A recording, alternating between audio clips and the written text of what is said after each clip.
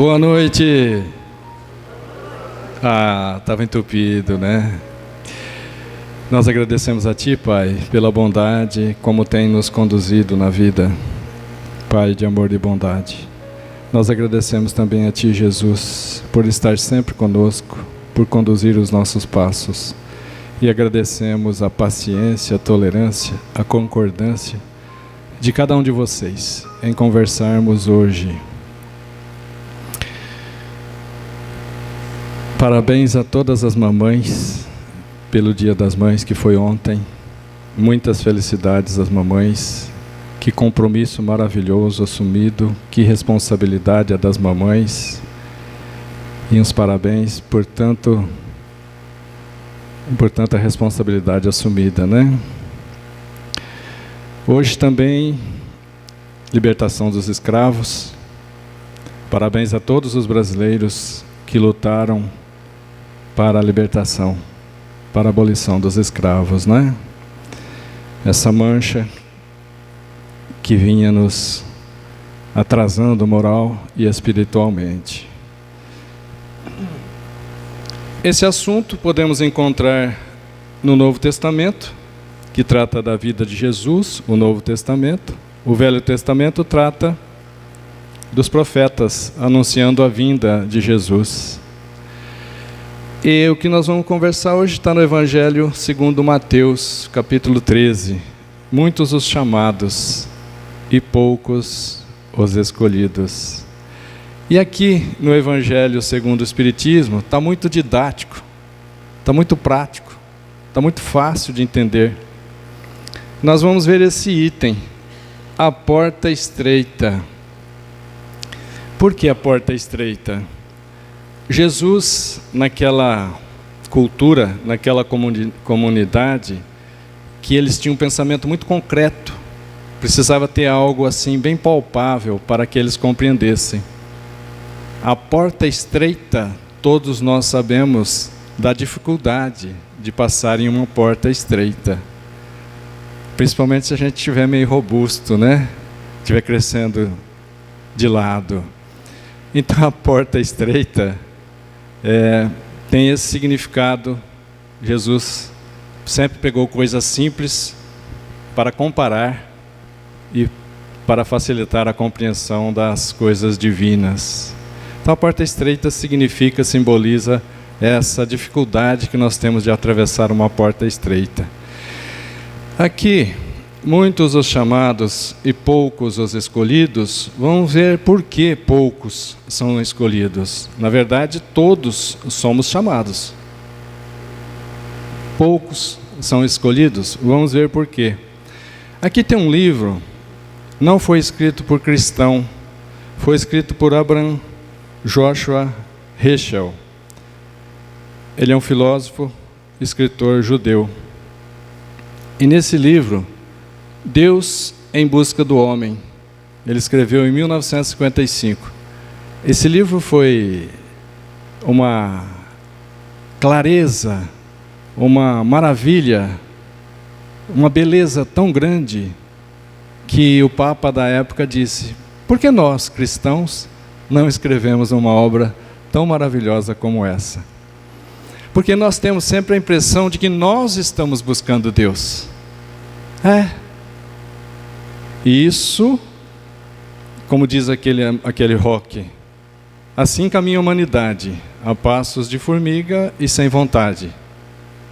Nós buscamos Deus nessa mais ou menos boa vontade.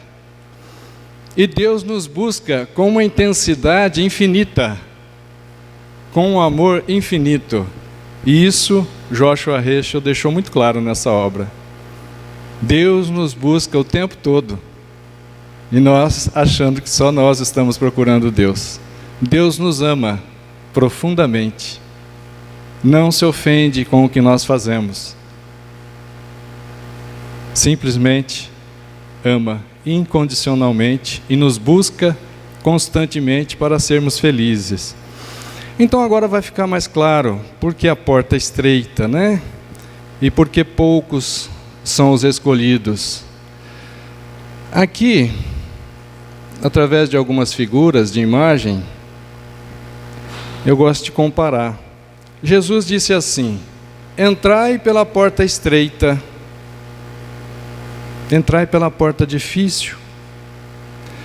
O caminho que a ela conduz, ou por melhor, pois a porta da perdição é larga. Entrai pela porta estreita, pois a porta da perdição é larga. E o caminho que a ela conduz, a porta de perdição, é espaçoso. Ele faz uma comparação aqui de porta estreita, aquela busca das virtudes, desenvolver os talentos, corrigir os erros, abandonar os defeitos e os vícios. É isso que ele compara na porta estreita. E quando ele diz a porta da perdição é larga, e realmente a porta da frouxidão moral, a porta em que a gente deixa a vida nos levar, vida leva eu, não é? Sem disciplina, a porta larga dos erros, da desonestidade, a porta larga da despreocupação, da inconsequência, a porta larga dos vícios. Essa é a comparação. A porta larga dos erros, que se pratica a mãos cheias. E nós queremos ser felizes. E para ser feliz, temos que deixar as imperfeições, conquistarmos as perfeições, adquirirmos as virtudes. Enquanto tivermos defeitos, somos infelizes. Essa é a comparação bem concreta da porta larga e da porta estreita. A porta estreita é a porta da salvação, da disciplina, da confiança em Deus, da humildade, da caridade, do amor. Essa é a porta estreita. Há muitos que por ela entram pela porta larga da perdição. Repetindo, a porta da frouxidão moral. Como a porta da vida é pequena, estreita, como o caminho que a ela conduz é estreito, e como há poucos que a encontram, poucos encontram a porta estreita, basta fazermos uma comparação grosseira nesse instante. Andradina deve ter uns 100 mil habitantes, doutor? 80? 70. Quantos por cento desses 70 mil habitantes estão nas casas de orações, das mais variadas? Evangélicas, católicas, espíritas, budistas e por aí vai. Quantas pessoas? Que porcentagem nós temos? Percebe? Que o ser humano não está preocupado com a porta estreita, que é a porta da salvação, que nos traz a felicidade. Alguns porque se comprazem nos vícios, nos erros, nos defeitos. Outros por inconsciência, dormem no corpo físico, mesmo caminhando, não é? Então a porcentagem daqueles que procuram a porta estreita é pequena. Por quê? Porque estamos no mundo de expiações e provas. De 5 níveis de mundo, nós estamos no 2º nível. Ainda tem acima regeneração, felizes e mundos divinos.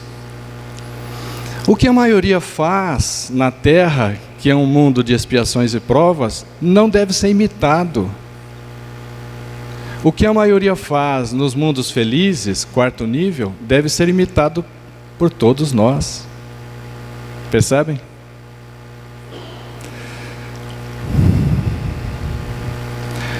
Ora, se nós temos poucos trilhando pela porta estreita e muitos trilhando pela porta larga, e todos somos chamados, é natural que poucos estão aptos, poucos estão aprovados, poucos são os escolhidos. Ou eu estou errado? Numa porcentagem de 70 mil habitantes, por exemplo, em Andradina, com poucos, não dá 1% nas casas de oração?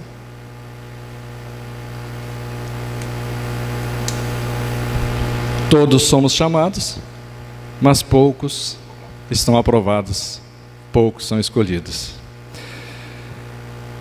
Então, a porta estreita da disciplina,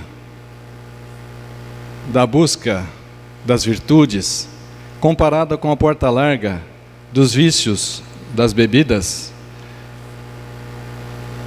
do vício do cigarro e outras drogas, né? Porque cigarro também é uma droga, documentada, oficial. Nessas portas largas, não é só esses dois vícios, o vício da maledicência, o vício da gula, se alimentar em excesso, e outros vícios, como o vício do sedentarismo, e a tecnologia contribui para isso. Até o controle da televisão, a gente não precisa nem levantar para mudar o canal, vai lá e aperta o botão e ele muda, não é? E o corpo físico foi feito para exercitar, senão ele trava, enferruja. É uma realidade. Muitos também vão pelas portas largas por desprezo a Deus. Até eles têm alguma noção de Deus, mas se comprazem nesses vícios, nesses erros e nesses defeitos. E no meio da multidão, uma pessoa perguntou para Jesus. Imagina eles falando naquele meio de multidão, uma pessoa perguntou: Senhor, são poucos os que se salvam? Ele estava preocupado, né? Estava preocupado também em se salvar. O evangelista Lucas anotou lá: Senhor, Jesus, são poucos os que se salvam? E Jesus respondeu: fazei esforços para entrardes pela porta estreita, na disciplina, na busca da confraternização, do amor ao próximo, do amor a Deus. Fazei esforços para entrar pela porta estreita, pois vos asseguro que muitos procurarão por ela entrar e não poderão. Não poderão porque não se habilitaram, porque não a procuraram, porque não foram aprovados. E Jesus continua dizendo: e quando o pai de família tiver entrado e tiver fechado a porta, e que, estando do lado de fora, nós começardes a bater à porta, dizendo: Senhor, abre-nos a porta, e o Senhor, Ele vos responderá: eu não sei de onde sois. Ou será que em nossas casas batem na porta e a gente abre a porta para qualquer um? Como é que é isso hoje? A gente tem um certo receio de abrir a porta hoje para qualquer pessoa, não é isso? Se ele for desconhecido, se a gente não sabe de onde ele vem, se ele vem da maldade, se ele vem da bondade. Há 2000 anos atrás, era pior? Éramos mais primitivos? Então essa comparação é boa. Eu não sei de onde vens, não sei quem sois. Então recomeçareis a dizer: comemos e bebemos em vossa presença, e ensinastes em nossas praças públicas. Tipo assim: Senhor, nós não te conhecemos. Mas será que guardaram os mandamentos? Nós te conhecemos, mas será que nós deixamos os vícios? Corrigimos os erros? Corrigimos os defeitos? E Jesus vos responderá: não sei de onde sois. afastai-vos de mim, vós todos que cometeis iniquidades. Afastai de mim, vós todos que cometei iniquidades. Equidade é igual. Uma divisão equânime é uma divisão igual para todos. Então, equidade é igual. Iniquidade já é não igual. E no caso aqui significa iniquidade, injustiças, maldades, desprezos.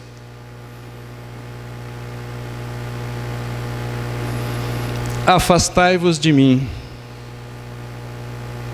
vós todos que cometeis maldades, crueldades, egoísmos, orgulhos, ódios. E então haverá choros e ranger de dentes, quando virdes que Abraão, Isaque, Jacó e todos os profetas estarão no reino de Deus, e que vós, outros, ficareis excluídos. Aqui o desespero de nós vermos que alguns companheiros que estavam caminhando conosco, ombro a ombro, passam para mundos mais adiantados, passam para mundos de regeneração, passam para mundos felizes, e nós tivemos a mesma oportunidade e não entramos pela porta estreita, não nos esforçamos em abandonar os vícios, em abandonar os erros, corrigir os defeitos. Imagina o desespero de ver que aqui estávamos juntos, mas daí a pouco, pela evolução de vocês, eu teria ficado para trás.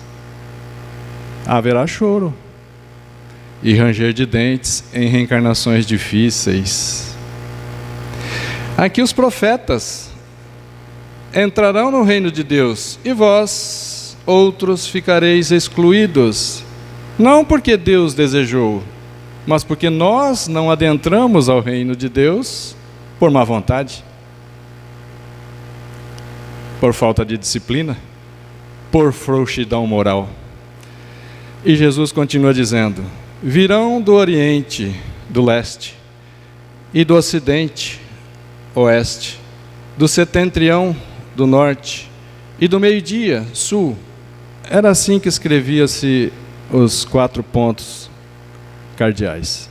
Mas o que importa para nós é que virão dos 4 cantos. Virão dos 4 cantos, Norte, Sul, Leste, Oeste. Muitos que terão lugar na festa do reino de Deus. E Jesus usa muito esse termo, festa, para mostrar para nós como é o reino de Deus. No início desse capítulo, já foi falada a parábola da festa de núpcias, ou a parábola da festa de casamento. E, aparentemente, uma dificuldade para que as pessoas vão na festa do casamento. É Deus convidando a cada um de nós, e cada um de nós dando desculpas para não ir na festa, imagina. Desculpas protelando, adiando a nossa felicidade. Parece até inacreditável, mas é isso.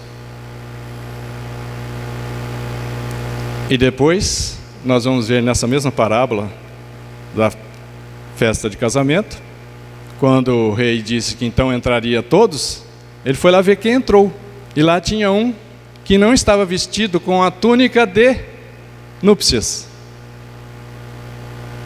Túnica de núpcias não é uma vestimenta física, é um nível moral, espiritual. Ele estava ali sem merecer, ele estava ali burlando a lei, ele estava ali de forma injusta. Então, na parábola do casamento, nós vamos perceber que o reino de Deus é de felicidade, de união. É assim os casamentos normais, de alegria. O reino de Deus é de paz, de união entre os familiares do noivo, da noiva e os amigos. Mas, acima de tudo, o reino de Deus é de justiça.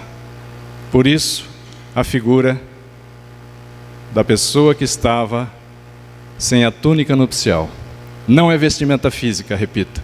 É simplesmente um nível moral e espiritual inadequado para aquele reino, para aquele local. Então, muitos que terão lugar na festa do reino de Deus. Então, aqueles que foram os últimos serão os primeiros. E aí, as pessoas desavisadas aí fora dão risada disso. Como se eles fossem o conhecedor da lei de Deus, como se eles fossem a medida da inteligência divina, como se eles estivessem com a razão. Ah, mas então os últimos serão os primeiros? E dão risada.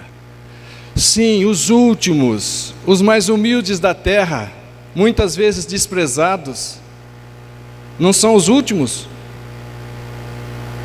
São. Sem recurso econômico, sem poder político, sem poder social, são os últimos. E os últimos serão os primeiros. Aonde? No reino dos céus. É isso. Porque existe uma inversão muito grande, um emborcamento entre o reino de Deus e o planeta Terra. Esse mundo de expiações e provas. O que é tão importante aqui não tem valor no céu.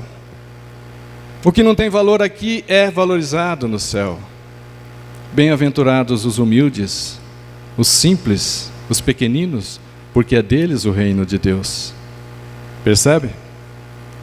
A inversão de valores? Quem mais trabalha na terra não são os que ganham mais. Os que ganham mais na terra nem sempre trabalham muito. Estão captando? Então aqueles que forem os últimos, os humildes, desprezados, enganados, serão os primeiros no reino de Deus. E os que forem os primeiros, serão os últimos no reino de Deus. Os que forem os primeiros na terra, que muitas vezes se autoproclamaram, se autoelevaram, se autoelegeram como primeiros, orgulhosos, vaidosos, prepotentes, egoístas, que usam dos mais variados defeitos e da astúcia para galgar esses degraus. E se colocam como os primeiros na terra. E quando tem uma festa, ocupam as primeiras fileiras. Não é assim? E quando entram no recinto, são anunciados. 1 ou 2 desses que são injustos, mas na terra valoriza-se pelo brilho do ouro, pelo valor amoedado. É isso muito claro que Jesus deixa para nós, para não haver sorrisos, para mostrar a gravidade da situação. A gravidade. Para nos encorajar a entrar pela porta estreita, abandonando os vícios da maledicência, do sedentarismo, da gula, do cigarro, do álcool, das drogas e tantos outros vícios, abandonando-os, desenvolvendo os talentos, com outras palavras, Jesus disse, corrigindo os defeitos como o orgulho, o egoísmo, a falta de fé, o ódio, corrigindo os defeitos, corrigindo os erros. O ser humano deve fazer grandes esforços para vencer suas más tendências e poucos se submetem a isso. Por quê? Por causa da frouxidão moral, por causa da falta de disciplina, por inconscientização, por não perceber que isso é o caminho para sermos felizes. E já veio o manual de como entrar no reino de Deus, que é a boa nova, o Evangelho de Jesus. Então, poucos se submetem a fazer a evolução dos sentimentos, a trocar os sentimentos inferiores por sentimentos nobres. Poucos se interessam por isso. Eles não veem vantagem, mas nós espíritas sabemos da vantagem. E nós buscamos. A Terra é um mundo de expiação e de provas.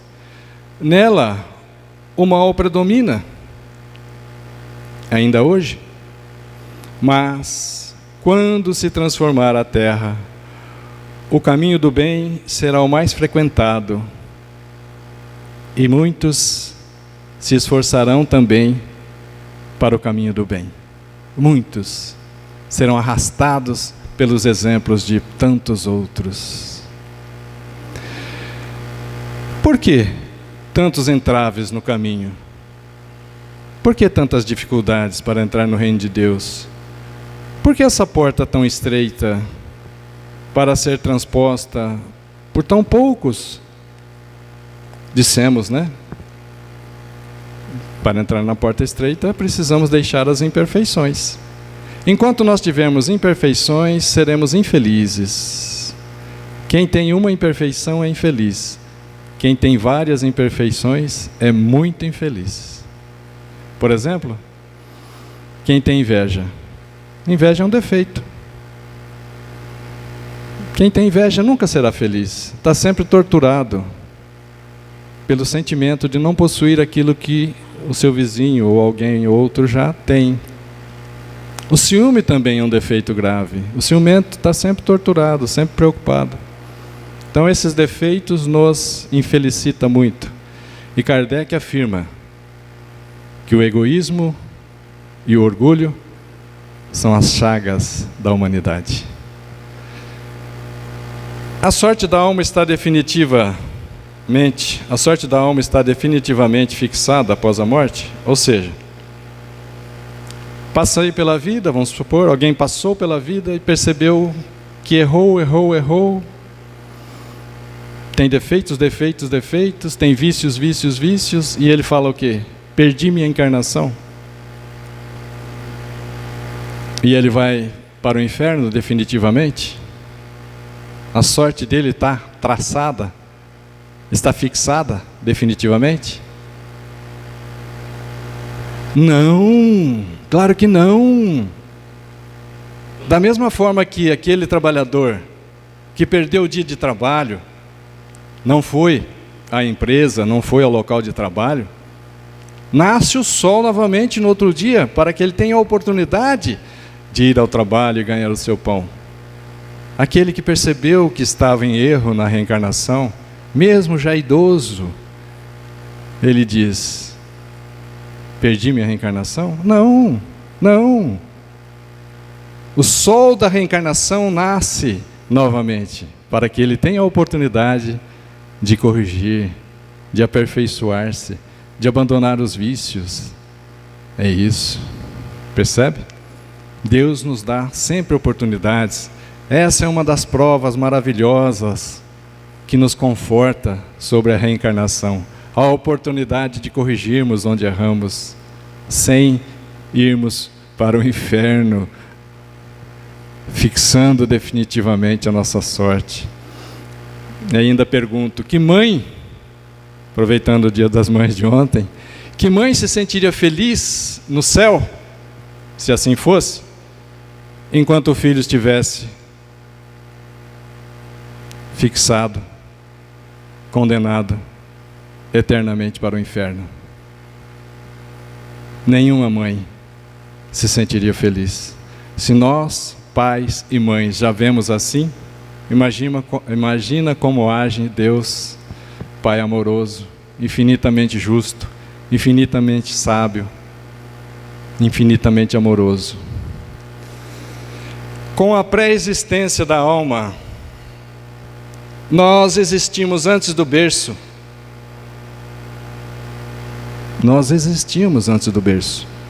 Digo mais, foi cada um de nós que plasmou, que construiu o seu corpinho. Por isso, se não estamos satisfeitos hoje, não tem a quem nós colocarmos a culpa. A culpa é nossa. Nós nos construímos fisicamente como conseguimos. Desejamos, como sabemos fazer. E mais, em espírito nós somos herdeiros de nós mesmos. Nós herdamos os defeitos, os erros que tínhamos nas vidas anteriores, se nós não os corrigimos. Nós herdamos as virtudes que conquistamos em vidas anteriores. E assim nós caminhamos para conquistar mais virtudes com o objetivo de ser feliz. Feliz. Olha que a recompensa é muito grande. O esforço é tão pequeno. Vale a pena o esforço para ser feliz. Então, com a pré-existência da alma, nós existíamos antes do berço, e a reexistência da alma, o fato dela continuar existindo depois do túmulo. A nossa vida não é só do berço ao túmulo, isso é muito importante. Temos que fazer um exercício constante. Somos espíritos em experiência no corpo físico. Para esse aprendizado, para sermos felizes. Com a pluralidade dos mundos, existem muitos mundos habitados. Jesus disse isso: há muitas moradas na casa de meu Pai. O horizonte se alarga. E aqui no meio a gente sabe que tem, quando desencarna, uma preparação para reencarnar. A luz ilumina os pontos menos esclarecidos da fé. Assim se pode compreender toda a sabedoria dos ensinamentos morais do Cristo. Os ensinamentos de Jesus de Nazaré ficam mais claros quando nós compreendemos a lei biológica da reencarnação. A reencarnação, quer nós aceitemos ou não, a reencarnação, quer nós compreendamos como ela se dá ou não, a reencarnação é uma lei biológica. Sem reencarnação não tem evolução. Em uma vida ninguém consegue sair do primitivo ao feliz, perfeito. Não, ninguém. A reencarnação é real para os humanos. A reencarnação existe também para os animais que estão em evolução. A reencarnação é real também para os vegetais. Mas isso é assunto para o nosso quarto encontro Pietro Baldi, que será realizado aqui nesta sala, 13 e 14 de julho. Ainda sobre a pré-existência e a resistência do espírito. O ser humano via isto, alguém que ficava velho até tombar. Depois surgia como que do nada, e isso não existe. Surgia como que do nada a criança. O ser humano não sabia que nesse intervalo nós fazemos o juízo final, avaliando os nossos acertos e os nossos erros desta reencarnação. Juízo final, no final da reencarnação. Ou vamos para regiões sombrias, como aqui André Luiz, no filme Nosso Lar, ou vamos para regiões felizes, no mesmo filme Nosso Lar. Nós somos construtores do nosso destino, consequentemente nós somos construtores da nossa felicidade. Nós vamos por sintonia, por sentimento, atraído a um ou a outro desses dois lugares. Nós escolhemos. Nós temos o livre-arbítrio, nós temos liberdade de escolha. Vamos, porque queremos. O ser humano não sabia que desde... Aqui está uma célula feminina, um óvulo. Aqui isso é animação, tá? Então uma célula masculina, um espermatozoide, que quando perfura o óvulo, somente o seu núcleo atravessa. Preste atenção agora, ó. Somente o núcleo atravessa. E esse núcleo da célula masculina se funde com o núcleo da célula feminina. E aí inicia a multiplicação celular, a reprodução celular. Nós, em espírito, estamos presentes para que essa fecundação ocorra escolhendo a célula masculina que mais se adapte às necessidades nossas. Ainda que seja uma necessidade de uma deficiência física ou mental, escolhemos aquela célula masculina com essas características de defeito, já que escolhemos entre milhões de células, e damos a ela a reta do menor caminho, enquanto as outras células vagueiam para cima, para baixo, para a esquerda e para a direita. Quem chega primeiro é aquele que nós, em espíritos, orientamos para o menor caminho, para a reta. É ali que inicia a reencarnação. Nós nos construímos como sabemos fazer. Ainda sobre a pré-existência, existimos antes e continuarmos a existindo. Olha, desencarna, reencarna, desencarna, reencarna. Nesse ciclo, reencarna, desencarna, reencarna, desencarna. Até quando nós ficaremos nesse ciclo? Até quando ficaremos nesse ciclo? Quantas reencarnações haveremos de ter?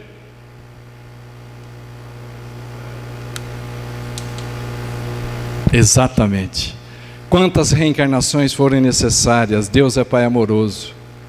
Nós falamos assim, o céu pode esperar. Tem um filme com esse título. O céu pode esperar. E a gente adia a felicidade, continua infeliz, mas o céu pode esperar. Reencarnamos quantas vezes desejarmos para sermos felizes, para abandonarmos as imperfeições, para sermos escolhidos, para entrarmos pela porta estreita. O que é nascido da água é água, Jesus disse. O que é nascido do Espírito é Espírito. Ninguém entra no reino de Deus se não renascer de novo. Renascer da água é reencarnar. As células masculinas e femininas são mais de 90% de água. Reencarnar. Nascer da água. Reencarnar várias vezes para renascer em espírito, para despertar a consciência, para evoluir os sentimentos. Nascer em espírito. Compreender e praticar a lei de amor. É isso. Tem um tempinho aí? Como é que está? Ou passo para frente? Tem um tempinho?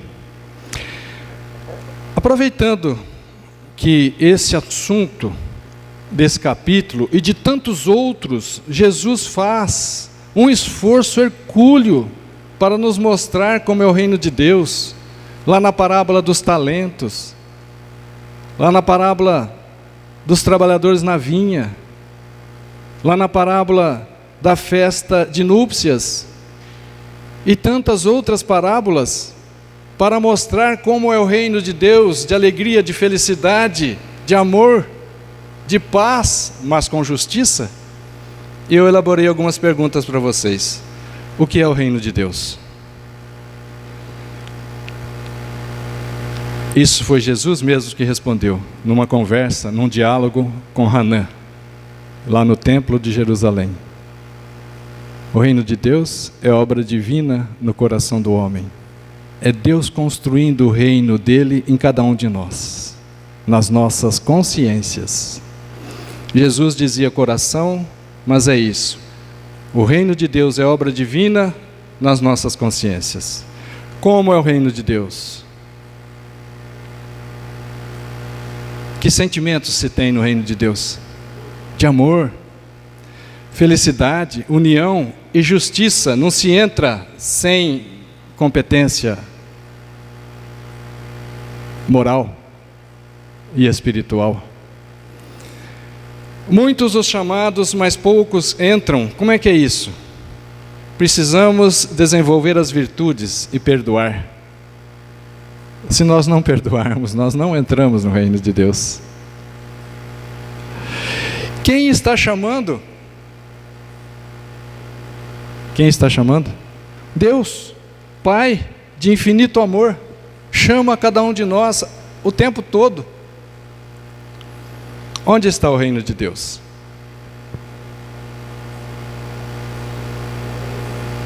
Exatamente, dentro de nós. Essa é uma resposta de Jesus.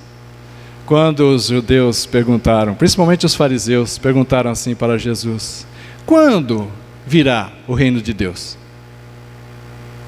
E Jesus respondeu: o reino de Deus não virá como vós estão esperando, como ei-lo aqui, ei-lo ali. Não, pois que o reino de Deus está dentro de vós. Jesus disse isso. Como entrar no reino de Deus? Com a túnica, né? Mas uma frasezinha curta. Como entrar no reino de Deus? Compreender e praticar a lei de amor. Eu vou pular alguns slides aqui que eu quero falar com vocês. Aqui nesta sala, em 13 e 14 de julho, vocês todos estão convidados para o 4º encontro Pietro Baldi. O tema é Cristo. Se eu fosse vocês, eu viria. Sabe por quê? Errei aqui. Vixe. Se fosse vocês, eu viria por causa do João Atílio. Ó. Ele vai falar também. O método da não violência. Vai ser pretensioso assim, né? Brincadeira. Então, depois passem o nome para o Dr. Nelson, para que a gente possa se programar.